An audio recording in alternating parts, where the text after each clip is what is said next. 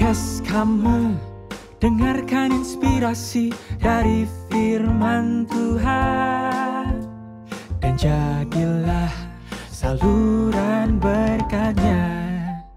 Sebuah persembahan dari warung sate kamu untukmu. Halo Sobat Muda, kembali lagi bersama aku Ari di podcast kamu, podcast spesial dari warung sate kamu. Ya, rasanya kita udah berbulan-bulan nih menemani teman-teman semua di dalam podcast ini.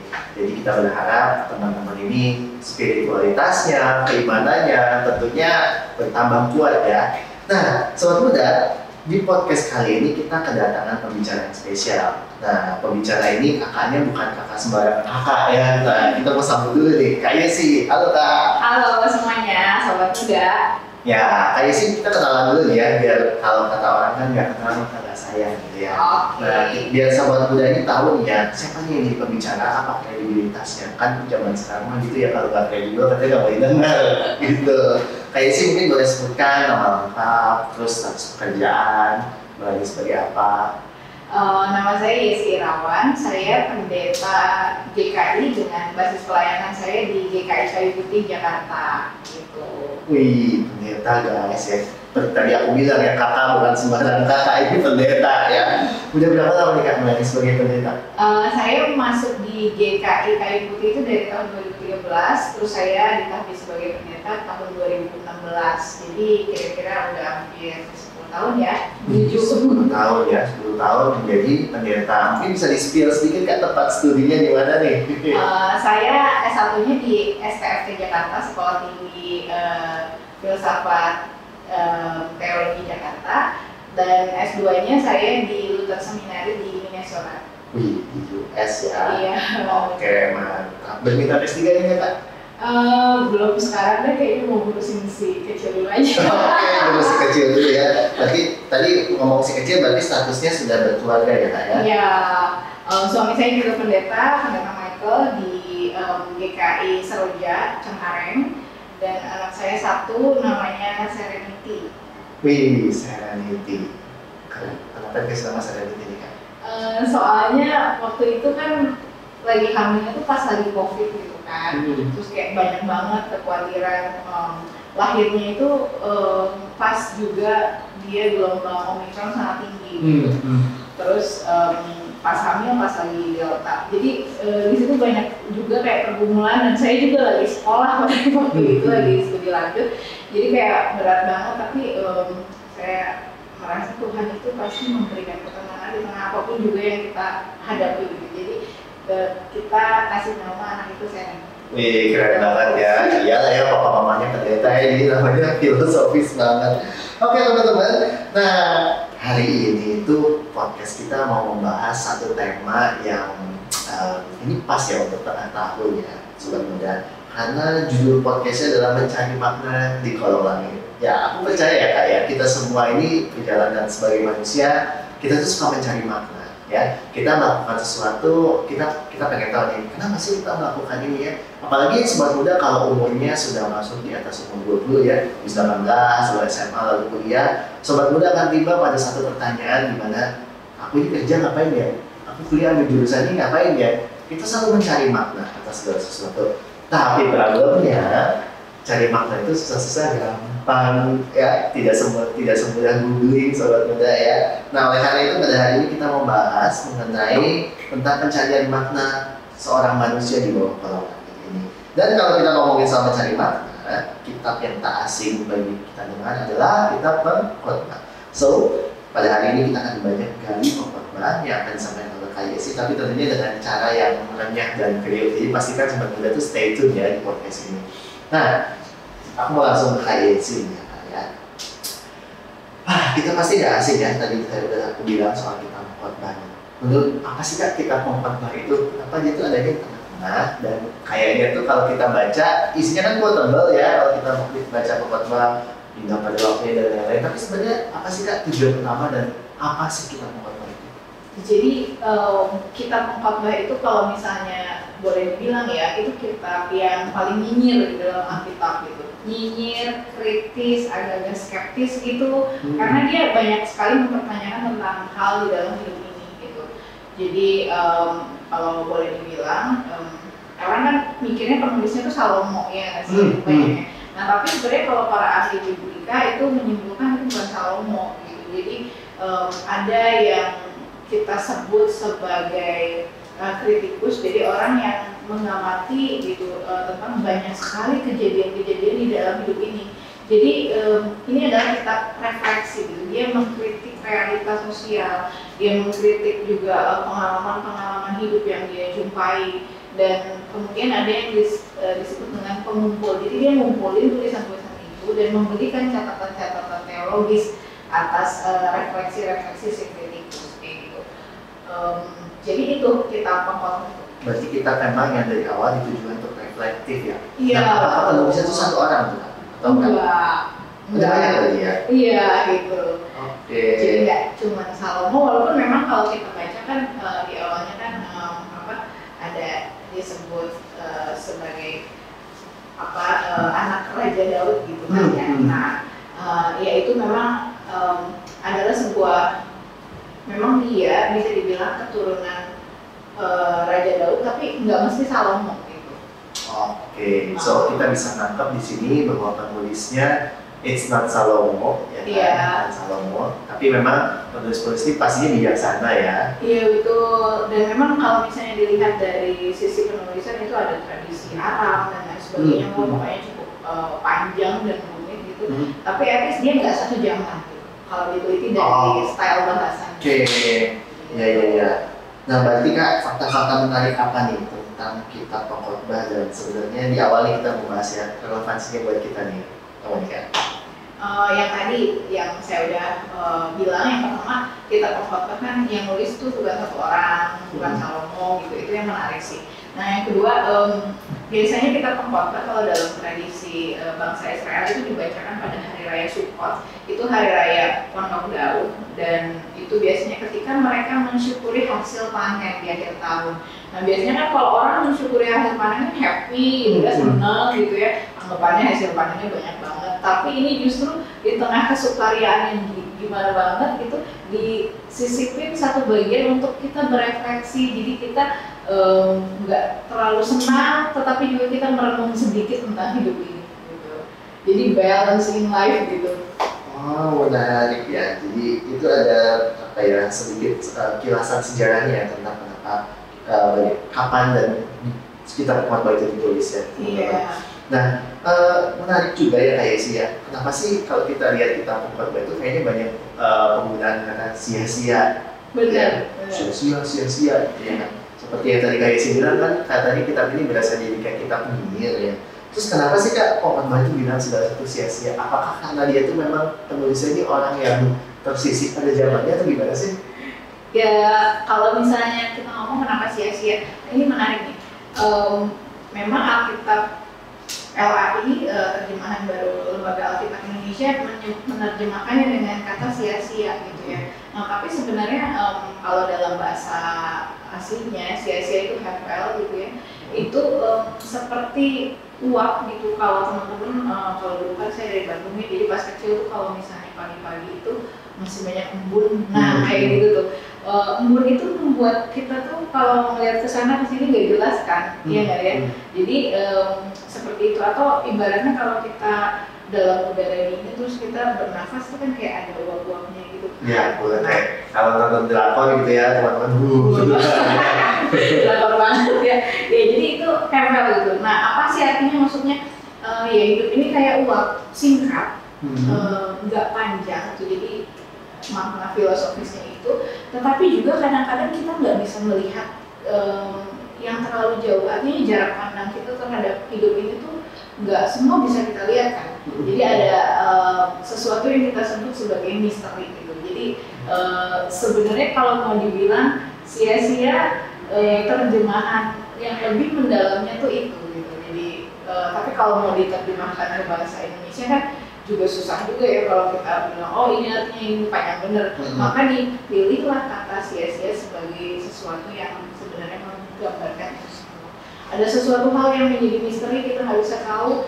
Dan kalau boleh jujur, hidup ini kan singkat ya, baik orang baik maupun orang jahat gitu. atau orang saleh atau orang yang nggak saleh, semuanya itu juga akan mati kan. Mau hewan, mau manusia, semua akan mati. Berarti menarik nih ya, aku dapat dari apa yang Kak Yesi sampaikan bahwa memang ada kendala ya, kendala dalam artian keterbatasan dalam penerjemahan Alkitab. Sehingga ketika aku tahu kita gali apa sih makna sia-sia, sebenarnya itu bukan berarti kita kayak ya udah nggak ada maknanya sama sekali gitu ya, tapi mengingatkan lagi bahwa ada limit ya, ada keterbatasan dalam manusia itu gitu. Dan memang di pembahasan juga sering banget ya Kak disebut ada frasa di bawah matahari gitu ya, sampai kalau nggak salah itu ada 20 kali lebih ya. Nah sebenarnya apa sih signifikasi dari ketika si penulis itu menggunakan kata di bawah matahari? Kalau ngomong di bawah bayang-bayang matahari itu sebenarnya mau melambangkan bahwa saat kita masih hidup gitu, masih ada di bawah bayang-bayang matahari gitu, dan semuanya itu adalah kesia-siaan karena yang memang ujungnya adalah kematian juga kan gitu. Tapi apakah berarti kita selama hidup di bawah bayang-bayang matahari, hidup ini kan seperti bayangan nih gitu ya, kita juga tidak bisa melihat ke atas ke matahari, juga kita punya keterbatasan. Tapi kita hanya bisa melihat bayangan kita sendiri kan gitu. Jadi artinya kita berefleksi lebih dalam tentang hidup ini, tentang diri sendiri, juga tentang Tuhan dan sesama gitu. Nah itu barangkali yang kita mau gali lebih lanjut ya. Nah yang kedua juga sebenarnya kalau kita ngomong, Pengkhotbah juga mengajak kita untuk realistis di dalam hidup ini gitu, dan juga kritis. Iya kan? Contoh kritis itu apa ya? Kita mempertanyakan nih segala ajaran yang ada di dalam hidup kita, atau kalau bilang kebajikan atau apapun yang kita biasanya terima gitu-gitu aja. Tapi ketika kita mengamati hidup, ternyata di dalam ada hal-hal yang saya sendiri, misalnya aku sendiri menyadari dia kenapa begini atau begitu. Dan biasanya kan kalau kita bertanya mengapa begini, mengapa gitu, biasanya kalau kita udah kepentok penderitaannya lagi udah galau kan, baru putus cinta baru Tuhan kenapa gitu, kayak gitu deh. Oke. Dan memang menariknya Pengkhotbah ini tadi karena sebelumnya kita nyinyir gitu ya, walaupun banyak quote-nya yang quotable gitu ya, mungkin teman-teman kalau tentang menembak pacar gitu ya, kayak kata segala sesuatu indah pada waktu itu terambil dari Pengkhotbah gitu ya. Cuma aku sendiri pribadi ingat Pengkhotbah itu memang menunjukkan kayak something absurd gitu ya Kak ya. Absurd. Kira-kira seperti ini ya, aku pernah dengar ada satu contoh yang kayak ayat yang bilang bahwa lebih baik rumah duka kalau masalah ya, gitu ya kan. Jadi kesannya tuh kayak apakah kita memang dituntut untuk selalu ingat mati gitu kan? Wow, ini menarik nih teman-teman.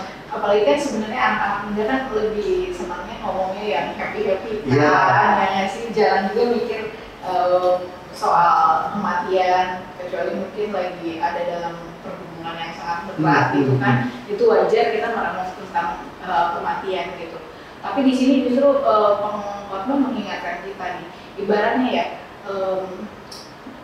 kita lahir ke dunia itu belum bawa apa-apa gitu ya. Jadi setelah itu kita hidup di dunia ini panjang lebar gitu, dan kemudian kita mati. Makanya dibilang nama baik juga lebih baik kan gitu ya, daripada itu semua. Juga hari kematian lebih baik daripada hari lahir, karena biasanya kita happy ketika ada yang lahir gitu, tetapi kita tidak pernah merenung pada saat ada yang meninggal. Pada saat ada yang meninggal itu kita sadar, ya kayak aku hidup di dunia ini nggak lama gitu. Jadi apakah aku yang hidup di dalam dunia ini sudah menikmati hidup justru karena waktu kita nggak lama. Jadi pada saat kita menikmati hidup, kita juga punya impact buat orang lain gitu. Nah, baru di situ kita akan bilang bener ya, ternyata hari kematian itu lebih baik daripada hari kelahiran. Wah, deep ya, dalam ya. Dan sebenarnya ini bukan sesuatu yang baru ya teman-teman ya, dan tetap relevan buat kita yang hidup di zaman sekarang. Meskipun kita masih muda ya Kak ya, masih muda, kita ngerasa kita masih sehat, jauh dari yang namanya segala kelemahan, kematian ya. Tapi kita Pengkhotbah itu merimain kita bahwa setiap dari muda kita memang sudah harus mengetahui dan mengenal ya apa makna dari balik yang kita lakukan.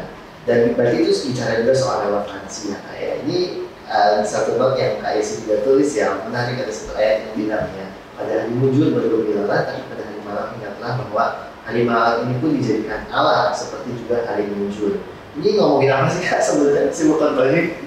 Iya, ini juga ini ngomongin misteri hidup sih sebenarnya ya. Contoh ya, kita kan selalu mikirnya tuh apa yang kamu tabur, apa yang kamu tuai. Which is di Alkitab juga tertulis dong gitu ya, apa yang kamu tabur, apa yang kamu tuai gitu. Jadi kita biasanya berpikir bahwa oke, kalau saya rajin maka saya akan sukses, iya nggak sih? Yeah. Nah tapi hidup ini kadang-kadang absurd ya, gitu. Betul. Seperti yang tadi saya bilang. Misalnya nih contoh teman-teman ini kan zaman mau kuliahan gitu ya, kan ya. Saya kadang-kadang sering juga mendengar curhat dari teman-teman remaja gitu ya. Kak, aku tuh udah belajar rajin, gila mati-matian, nggak tidur gitu ya, sampai jam 2 subuh, jam 3 subuh gitu, tapi aku nggak lolos, mandiri nggak lolos gitu, terus ujian kalau dulu SNMPTN, nah kalau sekarang kan macam-macam ganti terus namanya gitu. Nah pas ngomongin itu mereka bilang, kok aku nih nggak lulus ya? Padahal aku udah berusaha, aku udah berdoa, aku udah minta sama Tuhan gitu. Tapi temenku tuh yang nyantuy baik gitu, yang santai-santai, yang hobi rebahan gitu, kok bisa lulus ya gitu ya. Nah, saya juga merenung di situ. Kadang-kadang ada hal-hal yang memang tidak kita ketahui di dalam hidup ini, ya nggak sih? Tapi di sini Tuhan ingetin, memang ada yang disebut dengan hari mujur, ada yang disebut dengan hari malam gitu, yang kayak gitu kan. Kita misteri lah itu, nggak tahu apa. Tapi at least kita tahu bahwa Tuhan bekerja dan Tuhan hadir gitu. Tuhan punya rencana yang kita mungkin saat ini nggak tahu ya gitu. Jadi mungkin teman-teman yang lagi pada galau nih ya sekarang gitu, entah putus pacar gitu, entah apa gitu ya. Kita memang nggak tahu, tapi ingatlah bahwa baik hari mujur maupun hari malam Tuhan itu bekerja, Tuhan ada. Kalau teman-teman mungkin lagi dalam posisi marah sama Tuhan, mempertanyakan hidup gitu, ya nggak apa-apa, tapi Tuhan pun ada di situ. Menarik ya teman-teman. Berarti salah satu poin dari kita Kokat Pagi ini mengajak kita untuk kritis dan realistis ya. Apakah ini berarti mengajak kita untuk selalu questioning, mempertanyakan segala sesuatu? Dia mengajak kita untuk questioning, tapi tidak selalu gitu. Karena ada satu quotes juga ya, banyak belajar melelahkan badan. Di pengkhotbah gitu ya. Jadi kan kalau kita masih suruh belajar, ini suruh dibilang banyak belajar melelahkan badan, dan semuanya adalah sia-sia, gitu kan. Artinya sebenarnya kalau selalu mempertanyakan mungkin enggak. Kita juga diajak being present, artinya enjoying the moment. Gitu. Kita menikmati hidup ketika pada hari ini, kita living at the moment. Kadang-kadang kan kita galau ngeliatnya ke belakang terus ya, atau ada yang overthinking jadi ngeliatnya ke depan terus ya. Padahal hari ini tuh enak loh buat dinikmati gitu. Sampai ada juga tuh kita diajak untuk makan, minum, bersukaria karena semua itu anugerah Tuhan.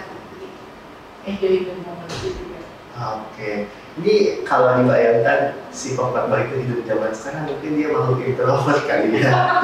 Bisa sampai deep banget ya pemikiran dan renungannya. Tapi apa sih Kak yang menginspirasi si Kokat Pagi untuk nulis kayak gini? Sebenarnya pengalaman hidup ya, dia melihat realita hidup gitu pada masa lalu, dia melihat persoalan hidup, dia mengamati orang-orang yang hidup di bawah bayang-bayang matahari tadi, dan dia merenungkan yang terdalam gitu.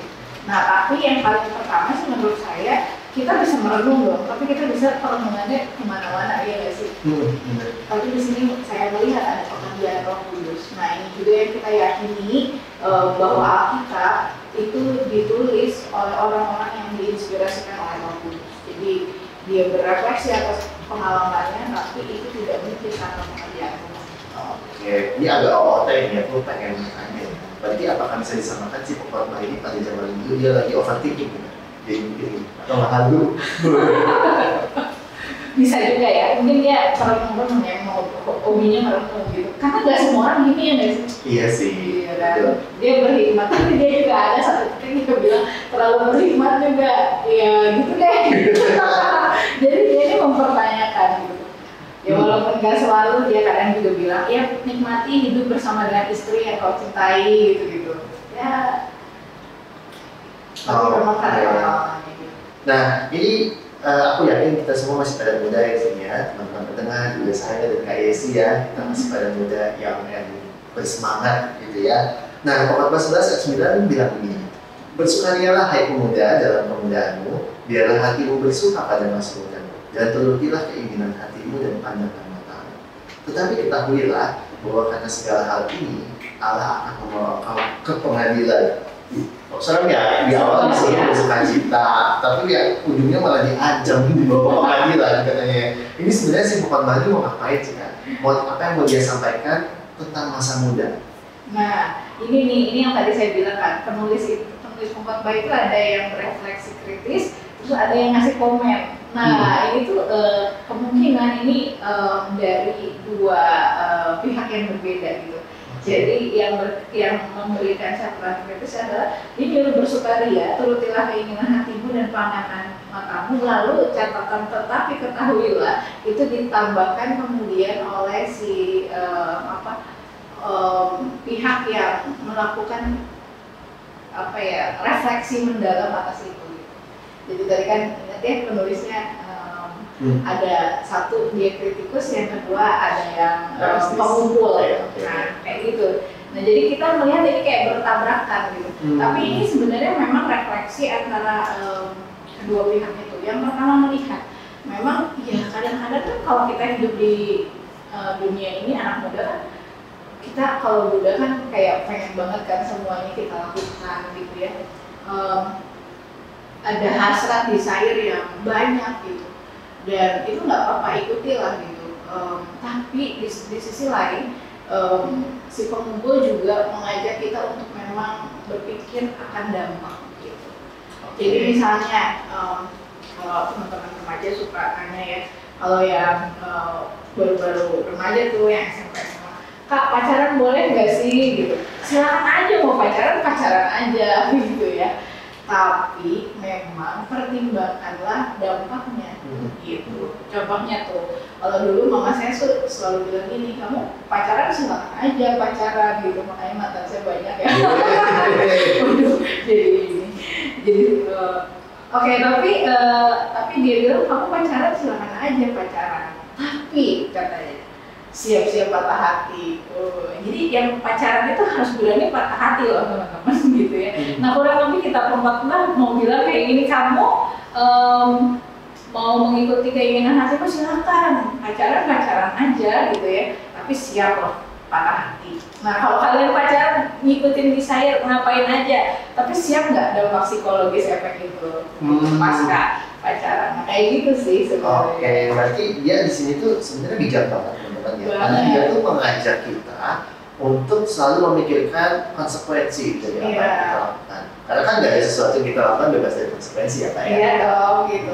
Jadi bisa aku katakan ini bukan counter optimism ya, bukan mengajak kita semua untuk discourage ya tentunya ya, tapi mengajak kita untuk wise. Karena memang ya balik lagi kita semua pernah muda ya. Kadang kita tuh suka mengabaikan dampak di belakang. Iya betul. Ya, jalanin aja dulu ya, gimana nanti. Iya. Ya. Tapi di sini kita diajak untuk berhikmat ya. Bukan berarti kita takut jadi nggak mau makan ya Kak ya. Iya. Tapi kita jadi well prepared sebenarnya ya. Benar. Kita lebih mikir gitu kalau misalnya bertindak gitu. Soalnya darah muda kan. Benar. Ih, sampai sini aja ternyata menarik banget ya sobat budaya. Jadi bukan bicara soal hidup nggak ada makna ya. Iya. Tapi banyak banget makna yang bisa kita gali. Nah, dari banyak tulisannya itu ya Kak, mengapa sih sebenarnya kesannya itu kayak si Bukan Bali itu agak anti dengan kesenangan duniawi? Kelihatannya gitu ya. Apakah memang dalam kehidupan kekristenan kita ini nggak boleh senang? Nah sebenarnya gitu juga sih gitu ya. Jadi saya baca ini ya. Misalnya di Pengkhotbah 2 ayat 24-25 gitu. Dia bilang kan tidak ada yang lebih baik bagi manusia daripada makan, minum, dan bersenang-senang dalam jerih payahnya. Aku menyadari bahwa ini pun dari tangan Allah, karena siapa dapat makan dan merasakan kenikmatan di luar Dia. Artinya tuh malah disuruh kita bersenang-senang kan, iya kan sih.